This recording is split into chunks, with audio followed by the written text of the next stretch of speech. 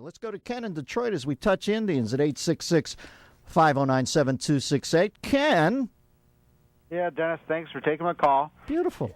Yeah, I just want to make a quick comment of my concern about the direction that the Tea Party movement might be heading in.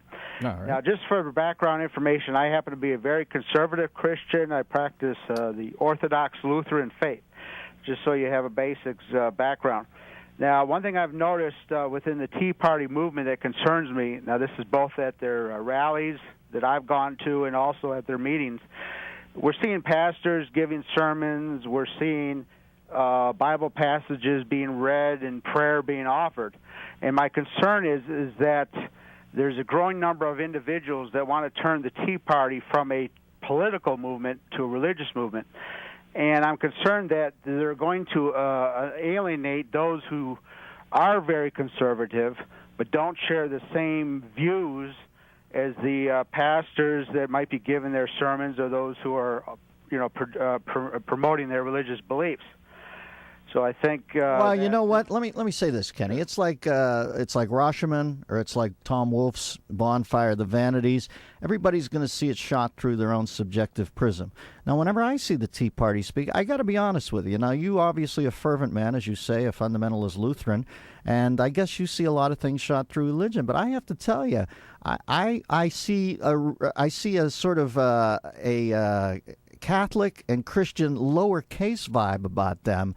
And I haven't been to the rallies, so maybe you know better, but I got to say they seem to be doing a pretty good job distancing themselves to some degree away from that. I don't sense flat-out fundamentalism going on there. I sense, you know what it looks like to me, an adult civics class.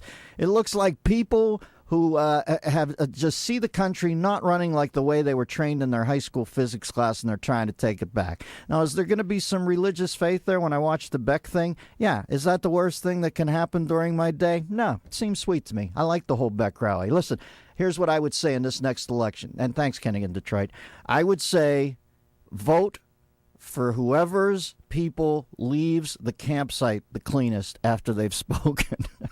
There aren't many truisms in the world, but I would check what all these massive rallies and these speeches.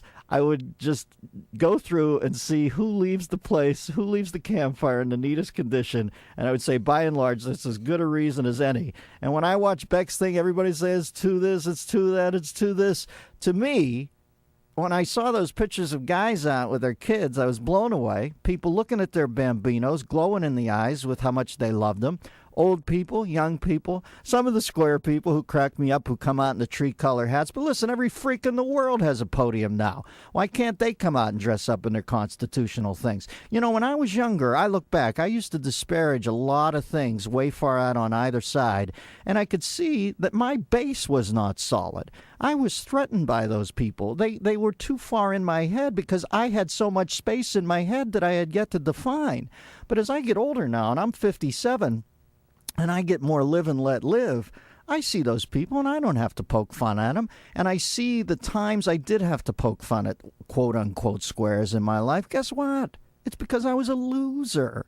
And I watch a lot of these people who make fun of the Tea Party and think, you have got to be kidding me. If you really think this is the problem with America now, well, guess what? It is stratified for this election. We've got to take this thing back now because that's absolutely crazy. You can watch a Tea Party rally and say that's not my cup of tea, ironically, or you can look at it and see, boy, they seem like squares and I fancy myself a hipster. But if you're really walking away from watching that Beck rally and thinking those 300,000 people represent the demise of the United States of America as we know it, well, then that tells me a whole lot more about you than it does about them. Are they everybody's cup of tea, the Tea Party? No. Should they scare you into thinking they're the end of the world as we know it? No. That's flat out weird. The Dennis Miller Show.